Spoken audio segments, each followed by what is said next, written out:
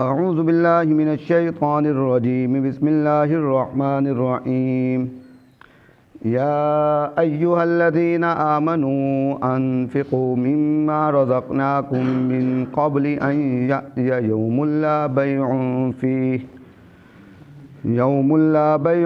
فیہ ولا خلۃ ولا شفاعہ والکافرون هم الظالمون۔ صدق اللہ العظیم۔ میرے محترم بھائیوں، دوستوں اور بزرگوں، قرآن مجید میں 89 مقامات پر اللہ تبارک و تعالی نے براہ راست ایمان والوں سے خطاب کیا ہے۔ ان میں سے یہ 7ویں آیت ہے، تو ہم نے یہ غور سے اور توجہ سے سننا ہے کہ اللہ تبارک و تعالی ہمیں کیا کہنا چاہتا ہے۔ پہلے اس آیت کا ترجمہ کر لیتے ہیں تاکہ ہمیں اس کی تفسیر سمجھنے میں آسانی ہو۔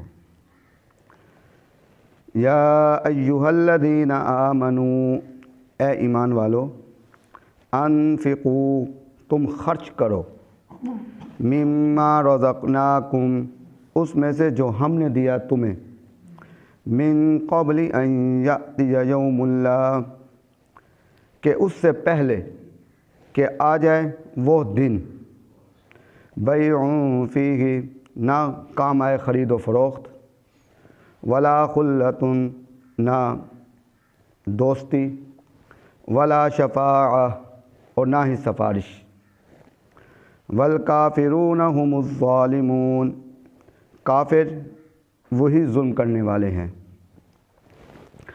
اس آیت میں اللہ تبارک و تعالی نے ہمیں یہ حکم دیا ہے کہ تم اللہ کے راستے میں خرچ کرو، اور فرمایا کہ جو تم اللہ کے راستے میں خرچ کرو گے وہ تمہارا اپنا مال نہیں ہے، بلکہ ہم تمہیں یہ نہیں کہہ رہے کہ تم اپنے مال میں سے خرچ کرو، وہ مال بھی تمہارے پاس وہی ہے جو ہم نے تمہیں دیا ہے۔ کیونکہ جب ہم تصور کریں کہ جب ہم پیدا ہوئے تھے تو ہمارے پاس کوئی چیز نہیں تھی، اور جب ہم مر جائیں گے تو ہمارے پاس کوئی چیز نہیں رہے گی، تو اس وجہ سے یہ مال اللہ ہی کا رہے گا، اللہ ہی کا تھا اور اللہ ہی کا رہے گا۔ فرمایا کہ اس دن سے پہلے خرچ کر لو کہ ایسا دن آئے گا نہ اس میں خرید و فروخت کام آئے گی۔ وہ دن کون سا ہے؟ وہ قیامت کا دن ہے۔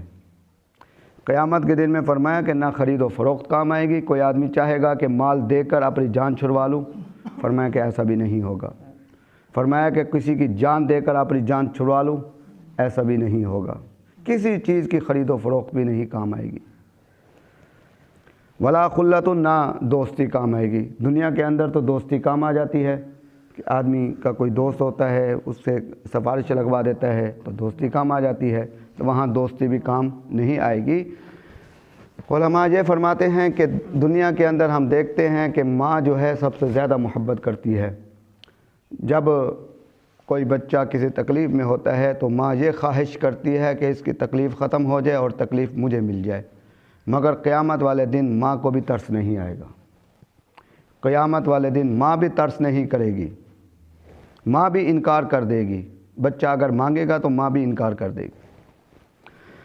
ولا شفاعہ، اور نہ ہی سفارش کام آئے گی۔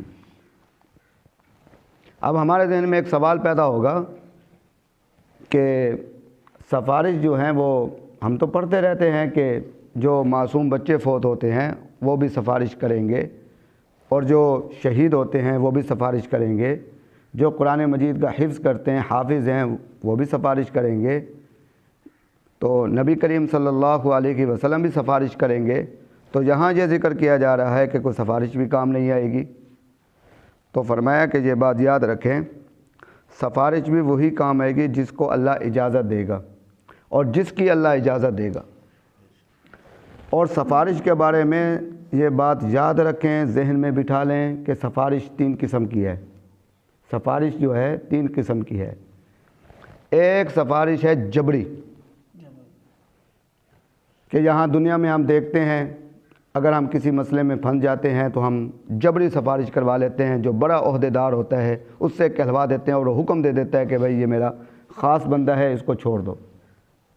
اس کو کہتے ہیں جبری سفارش، کہ آدمی طاقت رکھتا ہے، اگر وہ نیچے والا بات نہیں مانے گا تو ہو سکتا ہے اس کی نوکری ختم ہو جائے۔ تو یہ تو اللہ کے ہاں ویسے ہی نہیں چلے گی، اللہ سے زیادہ طاقتور کوئی نہیں ہے۔ ایک سفارش ہے خبری،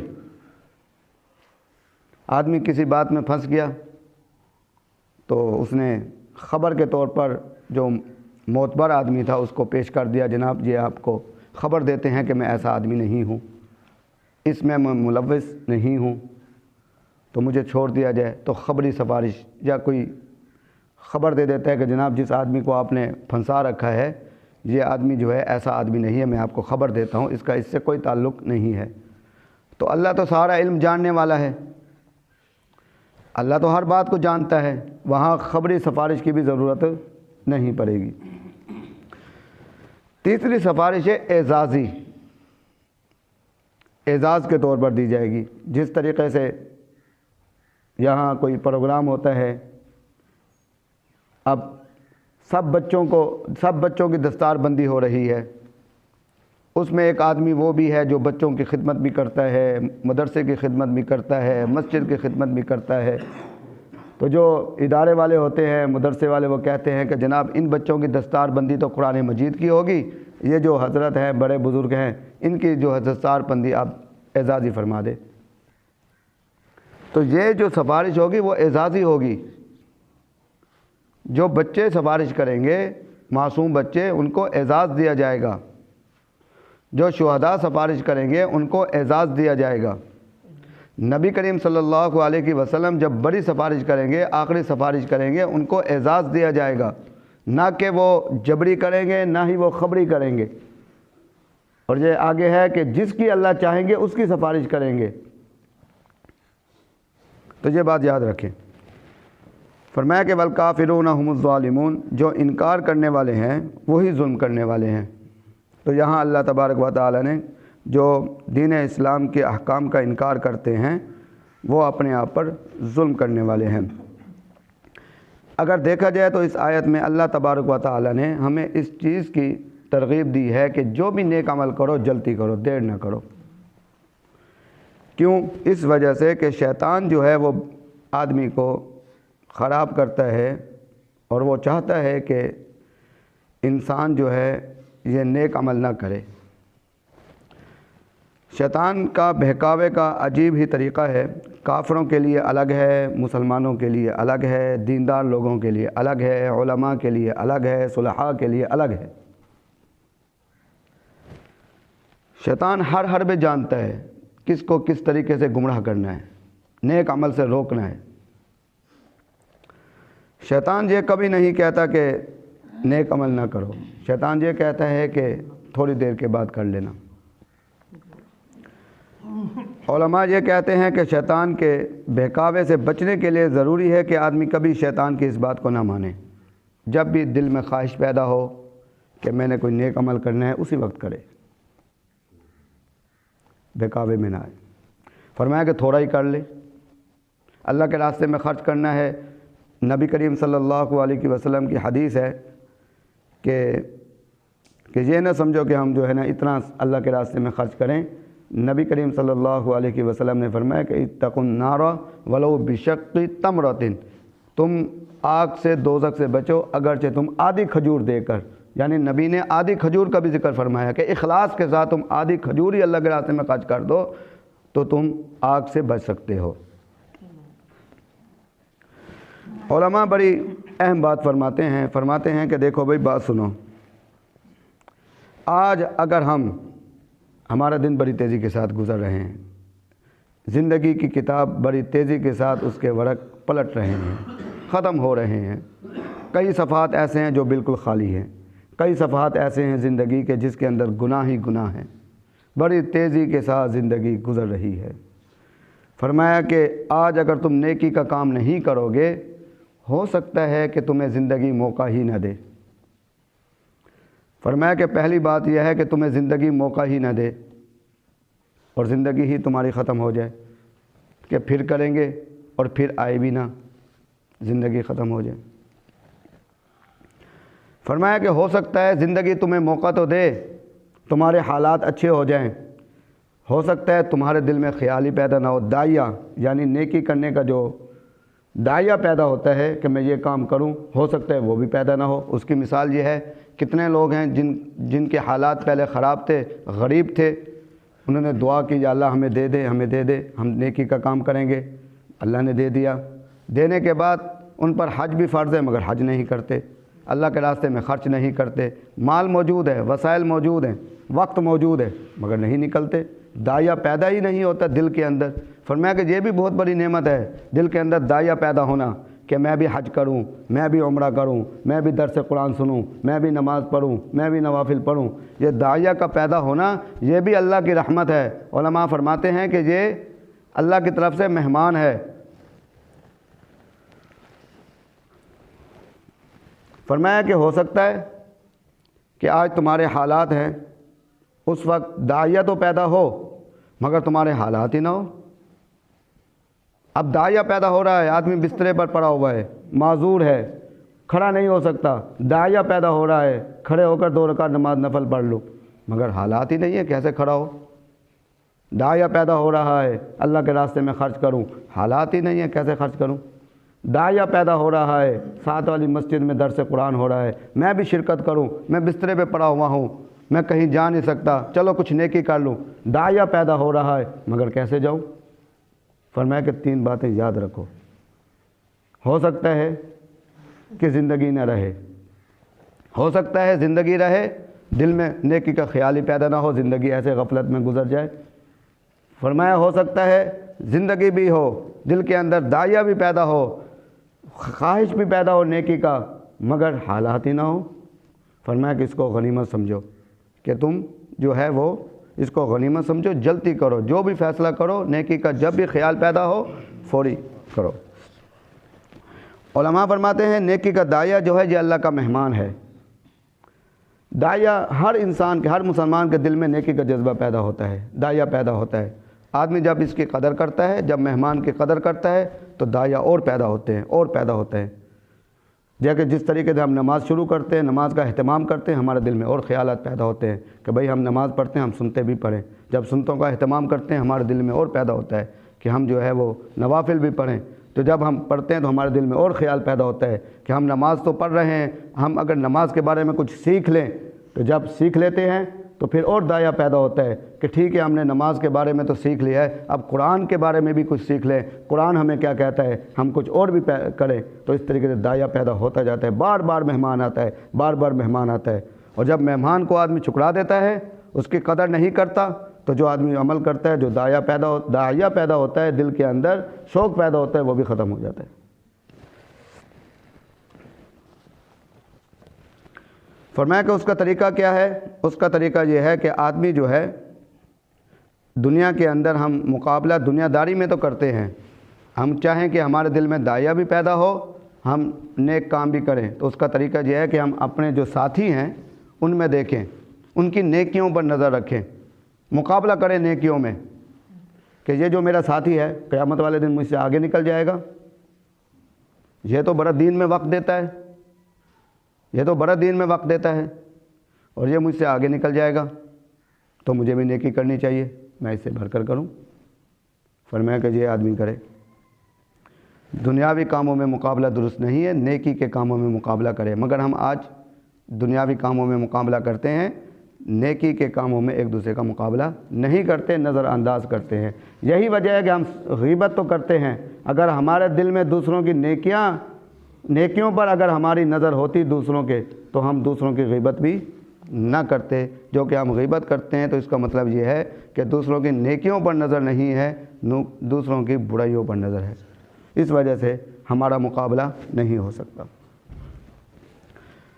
اور فرمایا کہ ڈاکٹر عبدالحی صاحب رحمۃ اللہ علیہ فرماتے ہیں کہ بھائی میں تمہیں ایک آسان طریقہ بتلاتا ہوں۔ علماء جنہوں نے پوری زندگی اللہ کے دین کے لیے وقف کر رکھی تھی، وہ اپنا تجربہ ہمیں بتا رہے ہیں، وہ ہمیں تجربہ یہ بتاتے ہیں۔ فرمایا کہ بھائی اگر تم چاہتے ہو کہ نیکی کرو، جیسے نفس تمہارے ساتھ کرتا ہے ویسے تم نفس کے ساتھ کرو۔ فرمایا کہ یہ تجربہ ہے۔ حضرت جب بوڑھے ہو گئے تھے، ضعیف ہو گئے تھے، تو تہجد کی نماز کے پابند تھے، تو وہ فرماتے ہیں کہ اب ذرا مشکل ہوتا ہے تہجد کی نماز کے لیے اٹھنا، پھر جناب جی وضو کرنا، سردیاں ہیں گرمیاں ہیں، تو پھر ان دوران وہ کہتے تھے کہ بھائی میں تمہیں ایک تجربے کی بات بتلاتا ہوں، جیسے نفس تمہارے ساتھ کرتا ہے ویسے تم نفس کے ساتھ کرو، کیونکہ نفس بھی تو انسان کا، مسلمان کا دشمن ہے۔ وہ خود فرماتے تھے جس طریقے سے نفس آپ کو دھوکہ دینے کی کوشش کرتا ہے، آپ نفس کو دھوکہ دو، اپنے نفس کو دھوکہ دو۔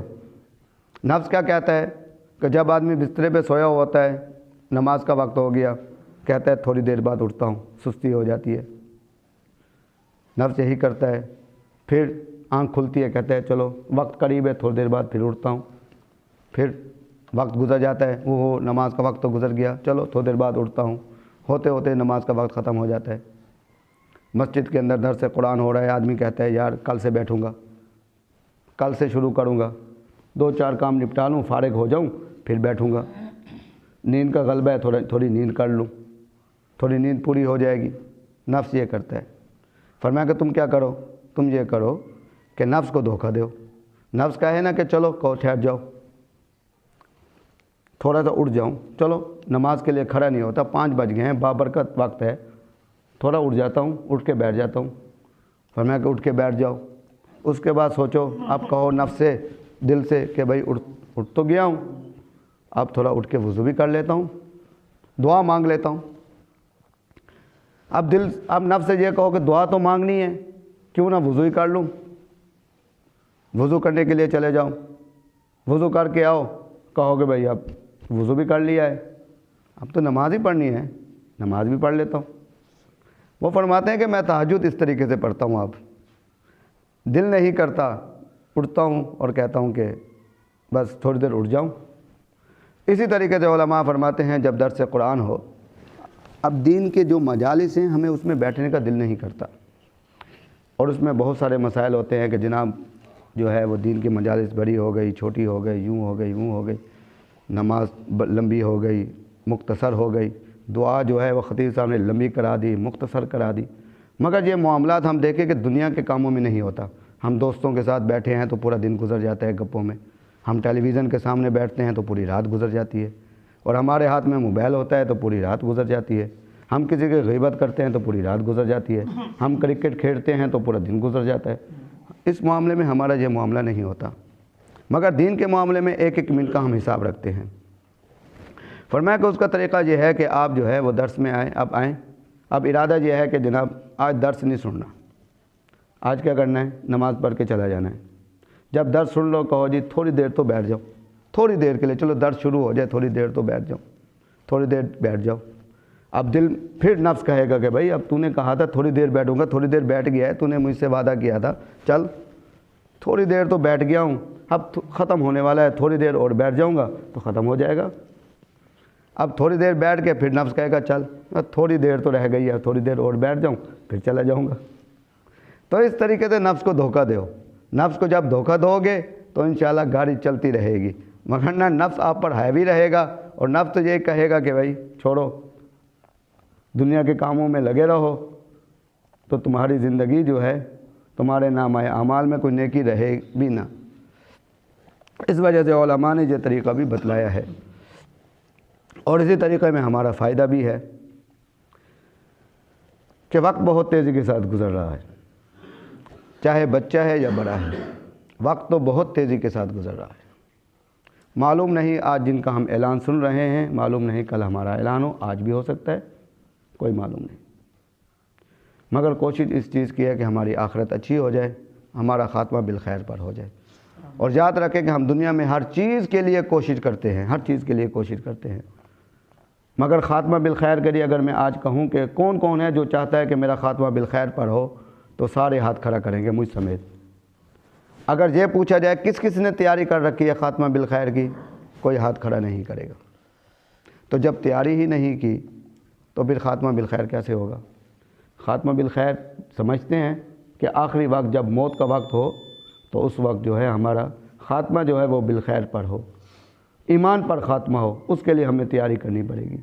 تو تیاری کے لیے تو ہمیں کرنی پڑے گی، بغیر تیاری کے تو خاتمہ بالخیر نہیں ہوگا۔ تو اگر ہم جس طریقے سے خواہش رکھتے ہیں اسی طریقے سے ہمیں تیاری بھی کرنی پڑے گی۔ تو اللہ تبارک